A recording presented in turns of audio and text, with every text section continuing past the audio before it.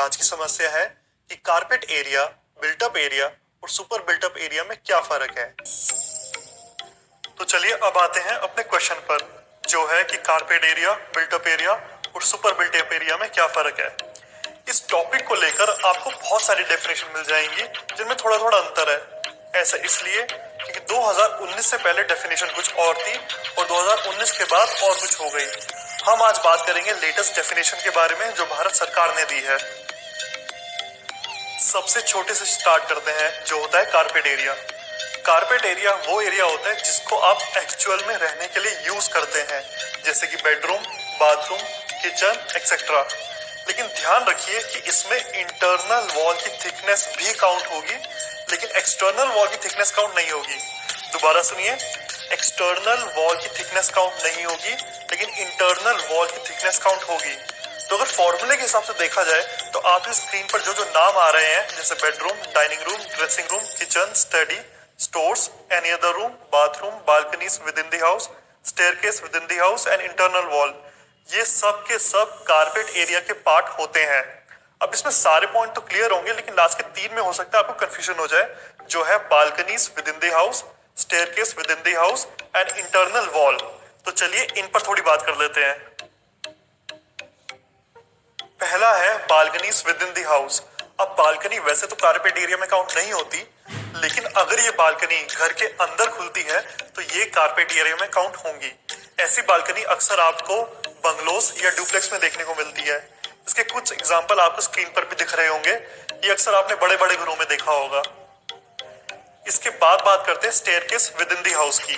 अब जो सीढ़ियां हैं ये वैसे तो कारपेट एरिया में काउंट नहीं होंगी, लेकिन अगर ये सीढ़ियां घर के अंदर से शुरू होकर अंदर ही खत्म हो रही हैं तो ये कारपेट एरिया में काउंट होंगी। ये दोबारा आपको बंगलो या फिर डुप्लेक्सेस में देखने को मिलती है। इसकी इमेजेस भी आपको अभी स्क्रीन पर दिख रही होंगी। लास्ट पॉइंट है इंटरनल वॉल्स का। बहुत सारे लोगों को लगता है कि कारपेट एरिया में इंटरनल वॉल की थिकनेस काउंट नहीं होती, जो ठीक था 2019 से पहले, लेकिन 2019 में जो लेटेस्ट डेफिनेशन आई है उसके हिसाब से इंटरनल वॉल की थिकनेस भी आपकी कारपेट एरिया में काउंट होगी।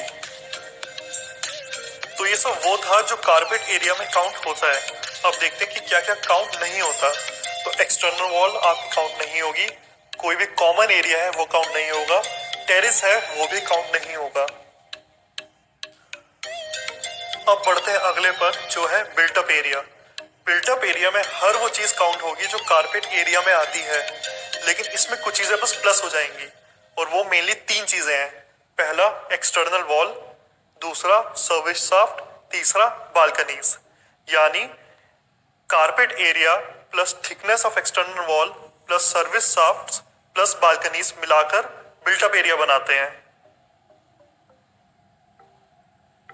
अब चलते हैं आखिरी और सबसे बड़े एरिया की तरफ, जो है सुपर बिल्टअप एरिया। इसका सीधा सा अर्थ है कि आपके प्लॉट के अंदर जो एरिया आता है वो सुपर बिल्टअप एरिया हो जाता है। टेक्निकली देखा जाए तो बिल्टअप एरिया में जो आपकी स्क्रीन पर चीजें आ रही हैं, ये प्लस कर दोगे तो सुपर बिल्टअप एरिया आ जाएगा। क्या क्या प्लस होगा एक बार वो देख लेते हैं। Staircase, lift, club house, air ducts, pipe, lobby, swimming pool, gymnasium, या ऐसी और भी कोई कॉमन जगह जो हर कोई यूज कर सकता है। इन सबको आप बिल्टअप एरिया के साथ मिला दो तो ये सुपर बिल्टअप एरिया हो जाता है। उम्मीद है कि आपको समझ आ गया होगा कि कारपेट एरिया, बिल्टअप एरिया और सुपर बिल्टअप एरिया क्या होते हैं और इनमें क्या फर्क है।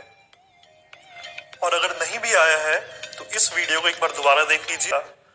अब चलते हैं सबसे जरूरी बात की तरफ, CLS, यानी पसंद आया तो कमेंट करें, लाइक करें और सब्सक्राइब तो जरूर